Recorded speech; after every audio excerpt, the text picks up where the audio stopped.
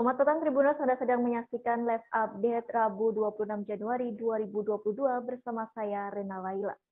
Mantan Bupati Kepulauan Talaut Sri Wahyumi Maria Manalip divonis 4 tahun penjara dan denda sebesar 200 juta rupiah subsidiar 3 bulan di kasus gratifikasi. Gratifikasi itu terkait proyek pekerjaan infrastruktur di Kabupaten Kepulauan Talaut pada 2014 hingga 2017.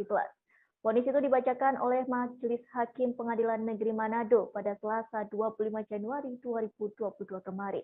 Untuk mengetahui lebih jelasnya, kita telah tersambung dengan Isfara Safitri, wartawan Tribun Manado, untuk melaporkannya. Selamat malam, Isfara. Selamat malam, Rena. Ya, Isfara, bagaimana penjelasan kasus dan vonis Majelis Hakim terhadap mantan Bupati Talaut Sri Manalip? Jadi Rena dan Tribuners, mantan Bupati Talaut Sri Wahyumi Maria Manalip diduga terlibat kasus gratifikasi. Bukan diduga, maksudnya sudah divonis terlibat kasus gratifikasi dan juga ternyata kasus korupsi secara bersama-sama. Jadi ia dikenai pasal 12B ayat 1 dan pasal 12C ayat 1 Undang-Undang Nomor 31 Tahun 1999 tentang gratifikasi, Jungto Undang-Undang Nomor 20 Tahun 2001 tentang tindak pidana korupsi, dan Jungto pasal 65 KUHP. Nah, pada saat ia menjabat sekitar tahun 2014 dan 2019, Sri Manalip diduga menerima sejumlah uang, yaitu sekitar 9,3 miliar dari kontraktor yang sengaja dimenangkan untuk mengerjakan proyek pembangunan infrastruktur di Kepulauan Talaut. Nah, komitmen fee itu diberikan melalui ketiga mantan Pokja, yaitu Azaria Mahatui, Frans Lua, dan juga John Mayampo. Dan ketiga mantan Pokja tersebut kabarnya sebentar lagi juga akan diperiksa karena mereka sendiri ternyata meminta komitmen fee juga kepada para kontraktor sebesar 1,5 sampai 3%. Nah, dalam kasus ini tadinya JPU KPK hanya menyangkakan Sri Manalip, yaitu pasal 12B ayat 1 Undang-Undang Nomor 31 Tahun 99 tentang gratifikasi. Namun ternyata hakim sendiri memutuskan berbeda. Nah, selain itu Sri Manalip hanya menerima uang sebesar 9,3 dari yang disangkakan awalnya sekitar 10 miliar. Jadi ada sekitar selisih 1 miliar ya, yang 1 miliar itu digunakan oleh ketiga Pokja, mantan ketua Pokja, seperti itu, Rena. Ya, lalu bagaimana respon dari Sri Manalip dan keluarga terkait vonis tersebut? Jadi untuk reaksi dari Sri Manalip dan keluarga tentunya menangis, namun mereka menerima vonis tersebut, jadi tidak akan mengajukan banding dan mengatakan bahwa akan membayar denda sekaligus uang ganti rugi sejumlah yang diminta, seperti itu. Ya, JPU KPK kabarnya sempat dituding melindungi 3 mantan ketua Pokja. Bagaimana respon JPU KPK? Nah, JPU KPK yang hadir di persidangan vonis, Dodi Silalahi menyatakan bahwa mereka tidak melindungi siapapun di kasus ini. Jadi mereka hanya berdasarkan berdasarkan bukti yang mereka kumpulkan, yaitu minimal 2 bukti, sehingga mereka sudah bisa mengajukan kasus, seperti itu, Rena. Ya, terima kasih Iswara atas laporannya, dan berikut penjelasan dari pengacara mantan Bupati Talaut Sri Manalip, Edward Manalip.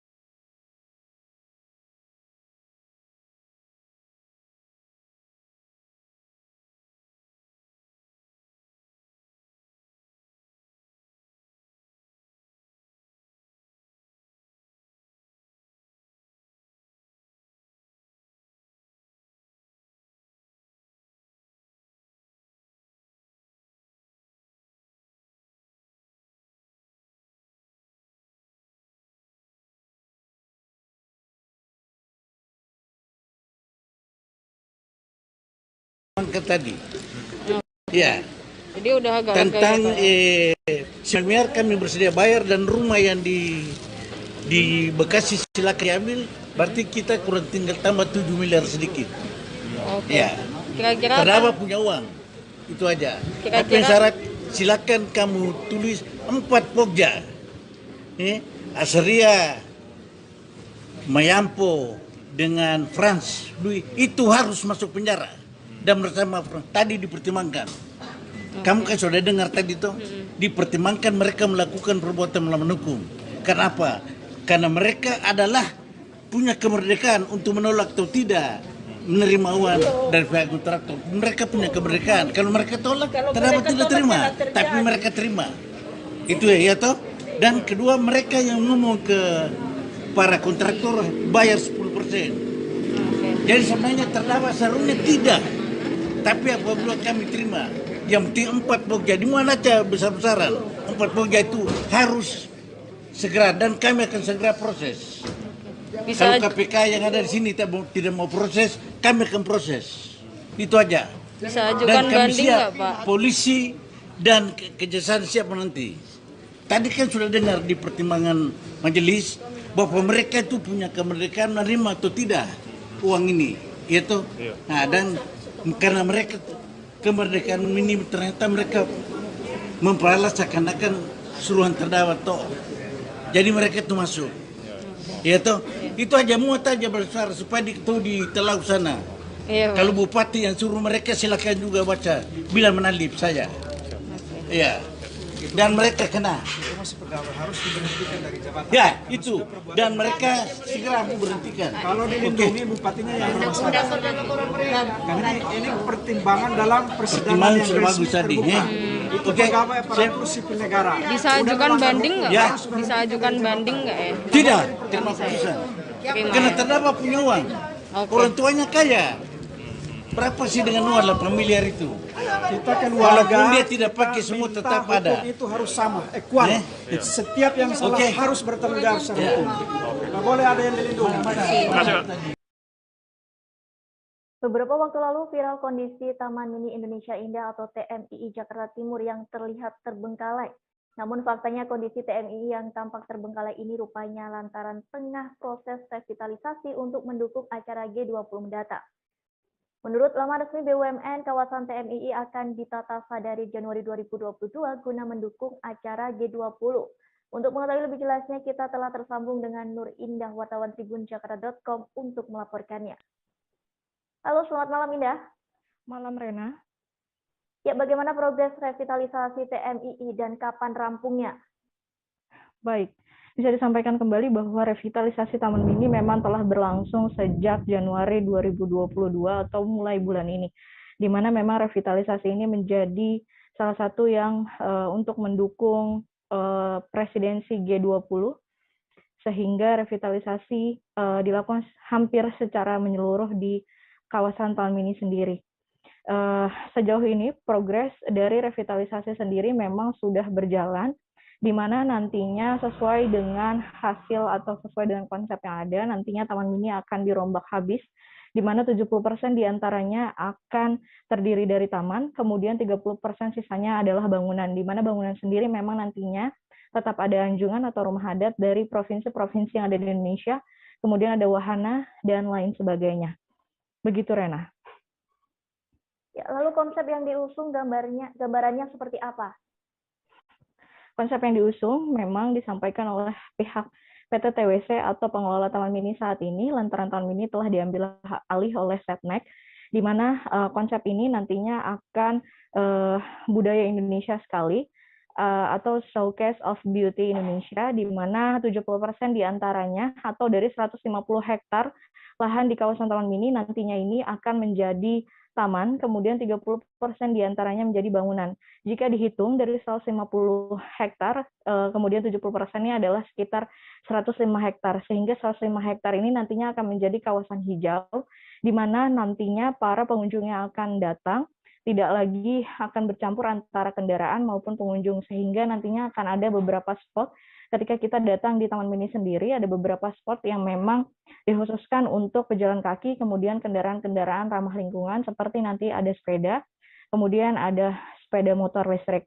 Kemudian bisa disampaikan juga bahwa proses revitalisasi ini dijadwalkan atau ditargetkan rampung pada Oktober 2022 tahun ini. Seperti itu, Rena. Lalu bagaimana dengan harga tiket TMII ketika sudah diperbarui? Indah. Untuk harga tiket Taman Mini sendiri, memang sebelumnya diketahui telah mengalami kenaikan sebesar Rp5.000 untuk individu, sehingga harga per orangnya saat ini menjadi Rp25.000.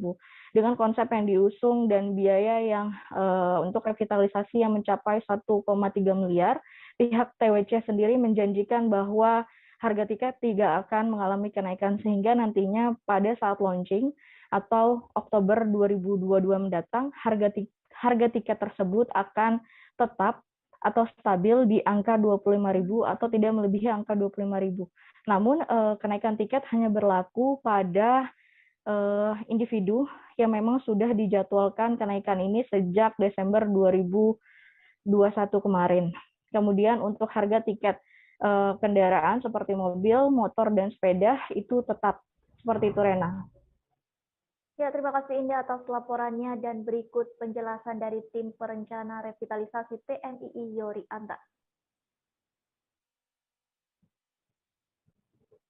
Pertama kami visikan adalah bagaimana mengembalikan nama taman itu sendiri, Taman Mini Indonesia Indah. Artinya nuansa taman harus lebih dominan ya. Kalau dulu Taman Mini itu dibuat dengan perbandingan 30% bangunan, 70% hijau. Kalau sekarang sudah di atas 50%. Nah, kita bagaimana mengembalikan hijaunya supaya itu benar-benar menjadi taman. Dan tentunya yang kedua adalah bagaimana Taman Mini ini juga selain bisa menjadi showcase premium, bisa menjadi tempat kunjungan bagi masyarakat dengan memberikan banyak fasilitas ruang-ruang terbuka hijau, ruang publik, ya, tempat rekreasi dan sebagainya, juga bisa memberi nilai tambah tentunya dalam hal ini adalah pendidikan dan wawasan kebudayaan tentang Indonesia. Dan tentunya diharapkan bagi pengunjung, ya, terutama juga nanti tamu-tamu dari luar negeri, kalau begitu mereka jatuh cinta melihat Indonesia, yang mereka bisa explore lagi, misalnya mau lihat rumah Padang, rumah Minang di sini, tapi nantinya dengan demikian mereka juga ingin berkunjung ke Sumatera Barat untuk melihat rumah gadang di lokasinya yang berbukit-bukit, bertemu dengan masyarakatnya dan sebagainya. Jadi ini semacam ya duta dari tiap-tiap provinsi untuk bercerita tentang Indonesia. Nah, nanti dalam narasi utamanya dari Showcase Indonesia Premium ini, kita membagi menjadi 4 bagian. Yang pertama adalah narasi Indonesia klasik. Indonesia klasik. Pemerintah pusat memang telah menetapkan harga minyak goreng Rp14.000 per liter mulai Rabu 19 Januari 2022 lalu. Namun rupanya hal itu belum serta-merta langsung bisa dilakukan di setiap daerah secara serentak. Di Kota Malang misalnya harga minyak goreng masih berada di angka Rp19.500 per liter. Harga tersebut berbeda Rp5.500 dari rekomendasi pemerintah yang harus menjual dengan harga Rp14.000 per liternya.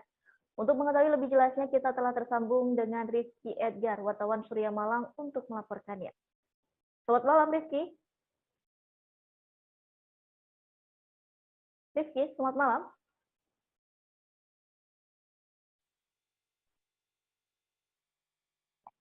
Selamat malam, Rena. Ya, selamat malam, Rena. Bisa dijelaskan apa yang menjadi penyebab pedagang masih menjual minyak goreng dengan harga lama? Baik, Rena, bisa kami informasikan bahwasanya untuk harga minyak goreng yang ada di sejumlah pasar rakyat di Kota Malang, salah satunya di Pasar Besar Kota Malang ini, para pedagang masih menjual harga minyak goreng dengan harga yang lama. Hal ini disebabkan karena memang stok yang didapatkan oleh para pedagang dari distributor minyak goreng yang ada di sejumlah pasar rakyat di Kota Malang ini masih menyediakan stok yang lama. Hal ini membuat para pedagang masih belum bisa menyesuaikan dengan harga yang sudah ditetapkan pemerintah yang per liternya dibanderol dengan harga Rp14.000. Dan para pedagang pun meminta nantinya ada kejelasan terkait hal ini karena memang mereka masih kebingungan dengan stabilisasi satu harga minyak goreng yang saat ini telah diberikan oleh pemerintah pusat. Seperti itu, Rena. Ya, lalu daya minat dari pembeli seperti apa, Rizky? Ya, menurut salah satu pedagang yang sudah kami wawancarai di Pasar Besar Kota Malang, dia mengatakan bahwasanya untuk akibat dari belum adanya stok minyak goreng baru yang dia dapatkan dari distributor ini membuat daya minat pembeli untuk membeli minyak goreng ini cukup rendah. Hal tersebut bisa dirasakan oleh para pedagang, bahkan mereka mengeluhkan karena terkadang ada pembeli yang membanding-bandingkan untuk harga minyak goreng ini dengan di pasar, maksud kami harga minyak goreng di pasar ini dengan harga minyak goreng yang ada di retail-retail modern. Karena untuk di retail-retail modern saat ini harga minyak goreng sudah sesuai dengan yang telah diputuskan pemerintah, yakni 14.000 per liter. Sementara untuk di pasar besar sendiri harganya per liternya masih di angka 19.000. Dan pedagang pun berharap nantinya ada ketersediaan stok baru dari minyak goreng ini biar minyak goreng yang dia jual ini bisa laku keras di pasar. Karena dampaknya bagi mereka omset penjualan sempat menurun 30%. Ya, kemudian seperti apa keinginan dari pedagang? Pedagang sendiri menginginkan bahwasanya nanti pemerintah dapat membantu mereka menjual minyak goreng dengan harga Rp14.000 per liter yang sudah ditetapkan. Dan mereka menginginkan stok minyak goreng yang mereka dapatkan dari distributor juga mengikuti harga dari pemerintah. Oleh karena itu, para pedagang pun hingga kini masih menunggu informasi terbaru dari pemerintah karena memang pemerintah sempat menyampaikan bahwasanya untuk harga minyak goreng yang ada di pasar rakyat ini nantinya bisa disetarakan menjadi Rp14.000 per liter hanya dalam waktu 1 minggu. Namun untuk di Kota Malang ini setelah kebijakan tersebut sepekan diberlakukan, harga minyak goreng tak kunjung setara dengan harga minyak goreng yang ada di retail-retail modern. Seperti itu. Ya, terima kasih Rizky atas laporannya dan berikut tanggapan dari AFI Pedagang Sembako. Dari pemerintah untuk menjual harga minyak dengan satu harga 14.000. Iya, kalau betul. di pasar sendiri seperti apa, Mbak? Kalau di Prakteknya? pasar sendiri belum masuk untuk masalah harga turun minyaknya ya. Masalahnya di grosir depan itu juga tidak ada untuk turun minyaknya turun gitu. Oke. Mbak, artinya untuk sepekan ini kan sudah sepekan sejak tanggal 19 Ya. Januari kemarin. Itu harga masih berapa, Pak, di sini untuk 1 Kalau liter di minyak? pasar tradisional masih tetap 19,5. Masalahnya dari grosir masih 19 Itu curah atau kemasan? kemasan. Oh, yang kemasan. Iya. Kalau stoknya gimana? Kalau stoknya sih nggak berani ambil banyak ya Mas, takutnya kan sekarang sudah mulai turun ya minyaknya, jadi takut nanti apa kebanyakan gitu ya. Mbak, berarti ini minyak yang dijual masih stok yang lama Iya benar. dengan Stok harga lama. yang lama juga. Iya benar. Kendalanya apa, Mbak? Kendalanya menurunkan harga. untuk dari luarnya tidak ada untuk ke turun harga, jadi masih tetap. Tribuners, selesai jeda kami akan kembali dengan informasi menariknya. Tetaplah di Live Update Petang. Berawal dari bagian barat Indonesia, kami datang sebagai sahabat, membawa beragam kisah dari sudut pandang setiap daerah untuk menjadi mata lokal menjangkau Indonesia. Oke, apa kabar Bang Arifki di sini untuk strateginya? Kalau saya sendiri di Gimik 37 ini yang semalam baru mulai, Apa yang saya dirasakan udah Kapten Hitam? Sebenarnya aku nggak ngerasa itu penangkapan atau penggerebegan atau apapun itu. Karena gini loh, posisinya aku kriteria. Jadi kita mengenal disebut dengan stroke yang tidak berdarah dengan stroke yang berdarah. Stroke yang tidak berdarah itu biasanya ditandai dengan adanya penyumbatan. Kalau itu terjadi di sini mungkin pikirnya tidak ke situ kali ya. Tapi kalau di Korea atau di Kamboja itu ada beberapa paper yang saya itu mas, ya, dulunya tukang koran. Oh gitu ya. Tukang koran. Ya, saya baca itu Pak. Tuh kan pernah baca kan? Ya. Jadi kalau saya jadi pangdam itu udah bersyukur banget. si anak ini dijadikan sebagai tersangka begitu. Ya, kalau ini kita bicara yang di luar kasus Sibolombo ya. Dengan nama hujan shower, di mana terdapat batas jelas antara daerah hujan dan tidak hujan yang biasanya terjadi pada fase awal mature stage atau tahap berbahaya dewasa. itu Kang. Jadi mulai artinya terjadinya perlembekan. Berawal dari bagian barat Indonesia, kami datang sebagai sahabat, membawa beragam kisah dari sudut pandang setiap daerah untuk menjadi mata lokal menjangkau Indonesia. Oke, apa kabar Bang Arifki di sini untuk strateginya? Kalau saya sendiri di Gimik 37 ini yang semalam baru mulai, Apa yang saya dirasakan udah Kapten Hitam? Sebenarnya aku nggak ngerasa itu penangkapan atau penggerebegan atau apapun itu. Karena gini loh, posisinya aku Kriteria. Jadi kita mengenal disebut dengan stroke yang tidak berdarah dengan stroke yang berdarah.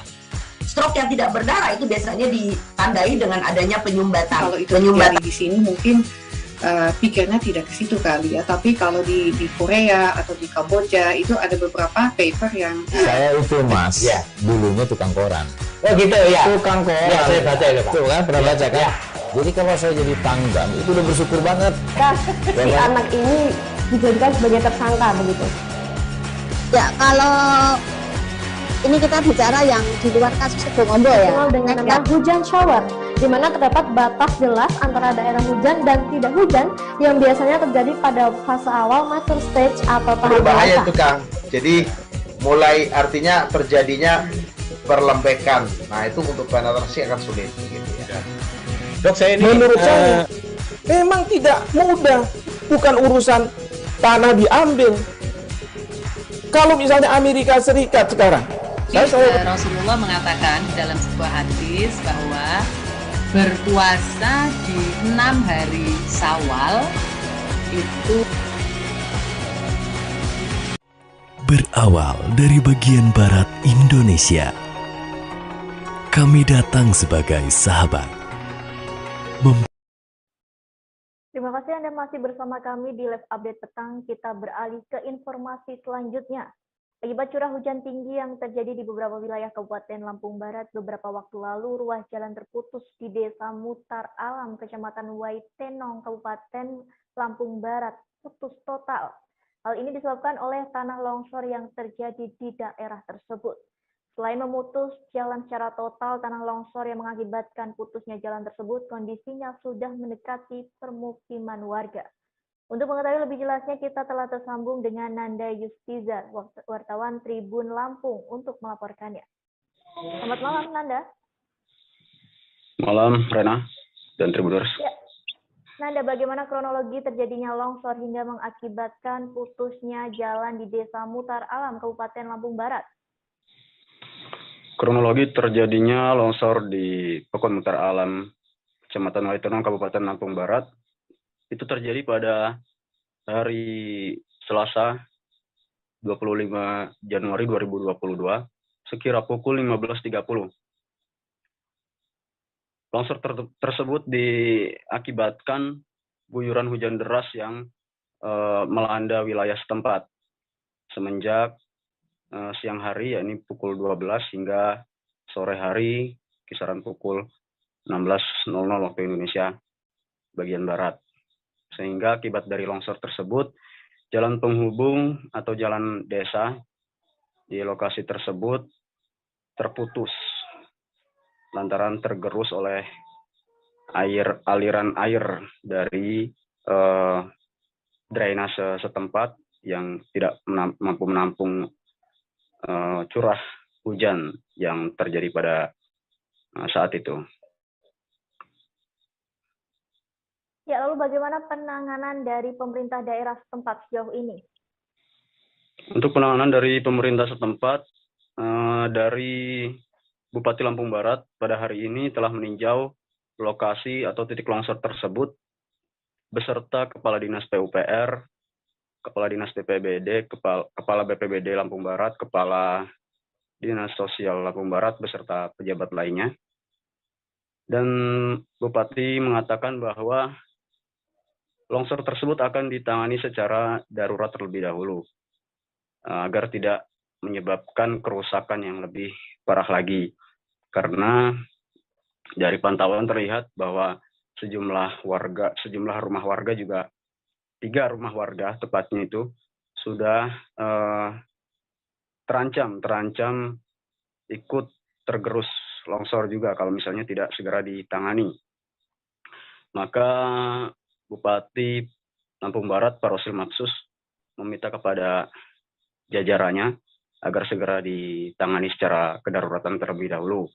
Kemudian akan diusulkan untuk dikucurkan biaya atau anggaran menangani secara keseluruhan kepada pemerintah pusat, lantaran jika menggunakan APBD diperkirakan tidak mencukupi. Demikian, Rena. Ya, lalu seperti apa himbauan Pamong setempat terhadap warga di sekitar lokasi longsor? Himbauan dari PLT Pratin atau Kepala Pokon setempat, Pak Pindo, mengimbau kepada warganya yang berada di seputaran lokasi longsor untuk segera melakukan evakuasi atau mengungsi ke wilayah yang lebih aman. Baik itu mengungsikan diri sendiri maupun barang-barang berharga yang ada di rumahnya.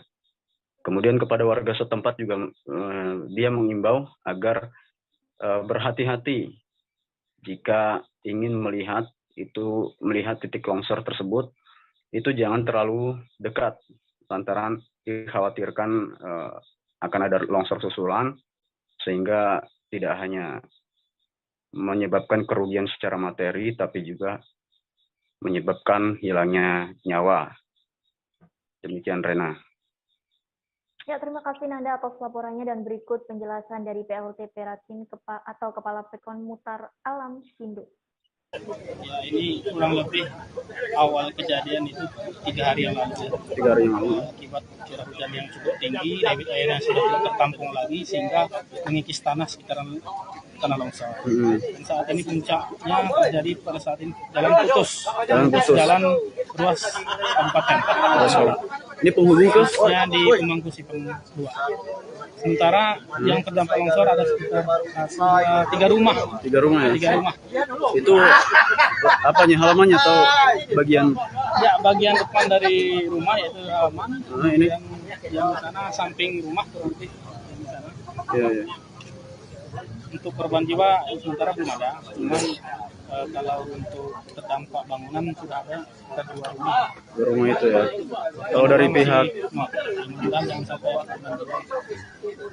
pihak Pemkab setempat sudah ada yang. Ya, untuk sementara tadi kami sudah menemani pihak dari pekerjaan umum ya, untuk mulai perencanaan pembangunan ulang jalan ataupun drainase yang terdampak longsor.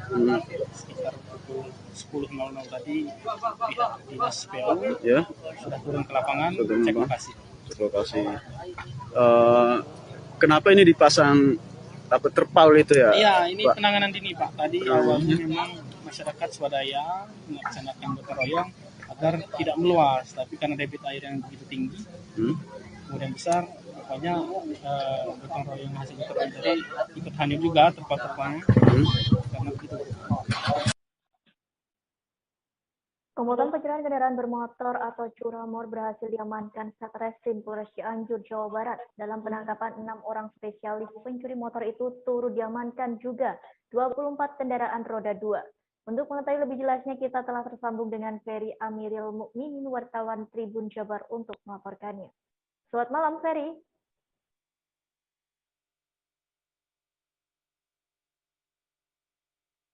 Ferry, selamat malam.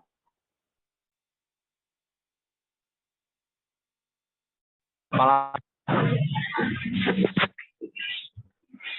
Ya, Ferry bisa Halo. menjelaskan jenis motor apa yang paling banyak dicuri? Oke, rekan Rena dan pemirsa Tribun dimanapun Anda berada. Jadi angka pencurian kendaraan bermotor di Kabupaten Cianjur khususnya di awal tahun ini meningkat. Jadi sudah ada 15 laporan pencurian motor dengan barang bukti yang bisa diamankan sebanyak 24 motor yang didominasi oleh kendaraan Honda Beat Matic Rena. Ya, lalu berapa harga motor hasil curian yang biasa dijual? Ya, Rena, motor hasil curian ini dijual oleh para pencuri dengan harga yang sangat murah sekali ya. Untuk sekelas motor Matic yang biasanya belasan juta ini dijual dengan harga 2 juta sampai dengan 3 juta rupiah, Rena. Ya, kemudian daerah mana saja yang menjadi sasaran pencurian ini, Ferry?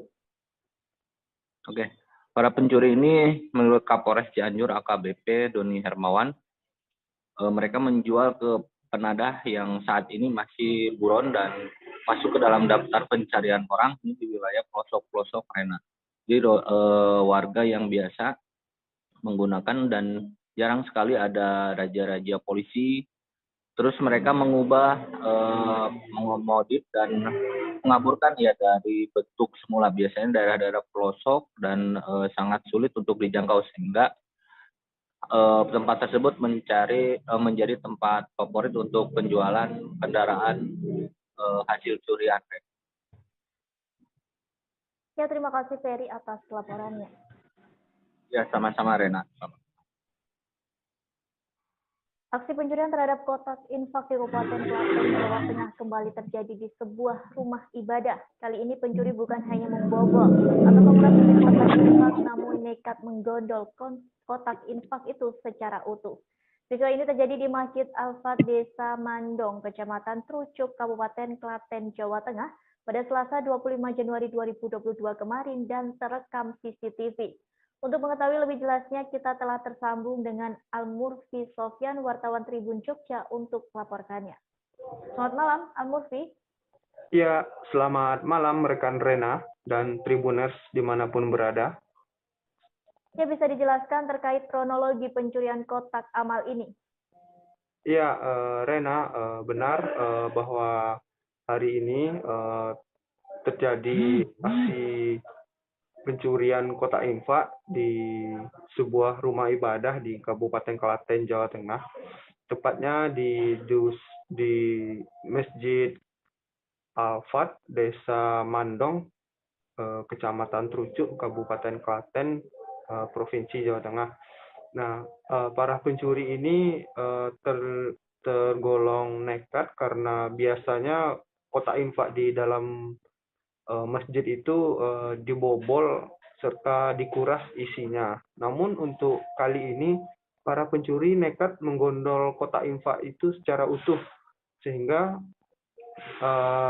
aksi tersebut juga terekam oleh CCTV dan para pencuri itu dilaporkan berjumlah 2 orang dan mereka menggunakan sepeda motor dalam melancarkan aksinya tersebut. Nah, para pencuri ini juga berbagi tugas dalam melancarkan aksinya yang pertama yakni menunggu di atas sepeda motor dan satu bertugas sebagai sang eksekutor. Aksi pencurian juga berlangsung cepat, yakni sekitar 5 menit saja. Demikian, rekan Rena. Ya, sudah berapa kali kejadian ini menimpa masjid itu, Al-Murfi? Ya, berdasarkan informasi di lapangan dari takmir Masjid Al-Fat, Desa Mandong, bahwa pencurian kotak infak di masjid itu baru terjadi 1 kali setelah CCTV di masjid itu dipasang. Artinya dulu juga pernah terjadi aksi pencurian, namun bukan sasaran yang dicuri bukan kotak infak, melainkan tabung gas 3 kilo. Namun kejadian itu sudah berlangsung sejak 1 tahun yang lalu. Nah, demikian Rena. Ya, apa langkah selanjutnya dari pihak takmir masjid dari peristiwa tersebut? Ya, pihak takmir masjid tadi juga menyampaikan bahwasanya karena nominal dari uang yang dicuri di dalam kotak infak itu tidak besar, yakni hanya kisaran 15.000, karena uang dari kotak infak itu sudah dibuka pada pekan lalu, sehingga pihak masjid berencana tidak melaporkan aksi itu ke pihak kepolisian. Namun pihak masjid akan melakukan meningkatkan keamanan di masjid tersebut dengan tidak menaruh kotak infak di luar pekarangan masjid. Namun kotak infak akan ditaruh di dalam masjid serta digembok dan dirantai. Demikian, Rena. Ya, terima kasih Al-Murfi atas laporannya dan berikut penjelasan dari Ketua Takmir Masjid Al-Fat, Mandong Murtiman. Kotaknya, payung diambil gini, bawa sana, langsung naik sepeda motor lagi. Di bawah kotaknya? Iya, kotaknya. Kotaknya itu ada kakinya 4, Mas. Tingginya sini, segini. Kotaknya segini, jadi ada kakinya 4. Berapa, Pak? Kotak kaca, Pak. Bukan. Kayu biasa. Kayu biasa. Seberapa tingginya? Sini. Kayunya. Berarti ada 2. Ada untuk media Alfat, maksudnya untuk menjahit kebutuhan Alfat, media. Pak, kalau dari CCTV itu ini karena kotaknya itu ya biasa dia ngambilnya kalau di video itu.